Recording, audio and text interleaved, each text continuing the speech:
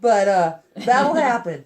So, honey, you're in the way. I love you. And we're like over half an hour already. Okay.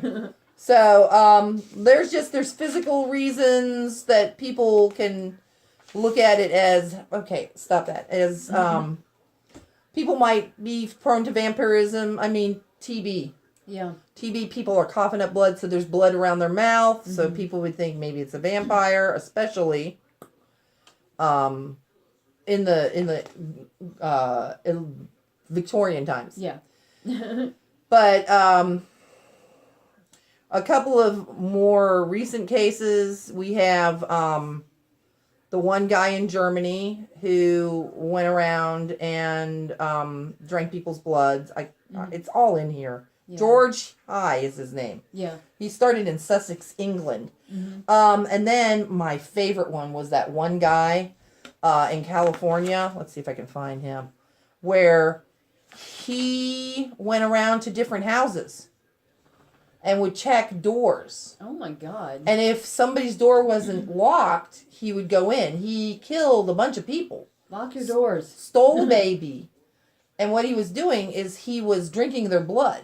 Ugh. You know this story. Yeah. Okay? His belief, he had mental problems. That his mom, aliens, and Nazis were trying to kill him by making his blood into powder. Yeah. And the way they were doing this was through soap poisoning.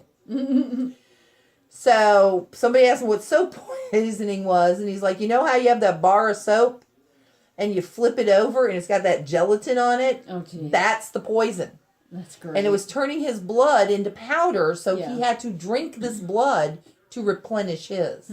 He was caught. This was like way back in the 70s when this happened. Yeah.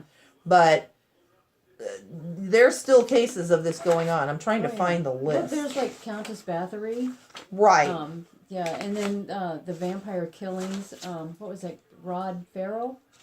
Yeah. That he went and killed that one girl's parents, and he convinced that group of kids that he was a vampire, and yeah. Yep. Okay. So here's I'm just going to go over a few of these. This is my list of vampire names, and there's some on the back there. Okay. So I'm just going to do like every fourth.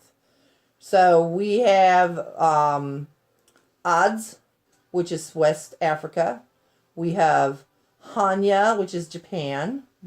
We have the Civitatio, which is Aztec. Yeah, I know. Mara, which is Scandinavian. Dreg, Ireland. Aswang, that's the Philippines. If you watched Grimm, they've had that on there. Yep. We have the Bruxus, which is Portuguese. Let's see. We have Estri, which is Israeli. Like I said, there's like... They're in every culture. Right. They're pretty much everywhere. We have the Baoban, which is Scotland. So... Or the Mullah, which is Gypsy. Right. So... But yeah, there's a list of these where... they're out there. Every culture has them. So, you just saw the list that I had from the lecture.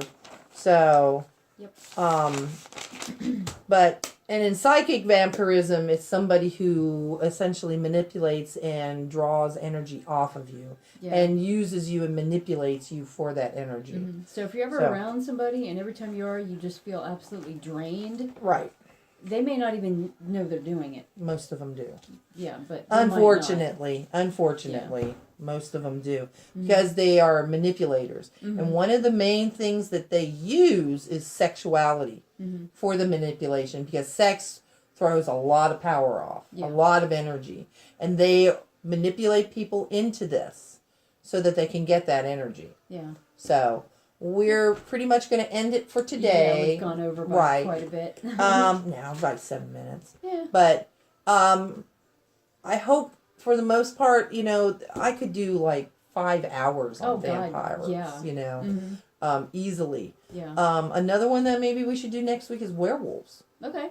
So we'll do werewolves just for the Twilight aspect of it. I've got a good one for werewolves Okay. that freaked the crap out of me when I heard this because I saw like proof and yeah. Ooh, well, there we go. Yeah. So we'll do werewolves next week, and you all have a great evening. Yep. And we'll see you See you in later. the next one. Yep. Yep. Bye. 'Cause this one's over.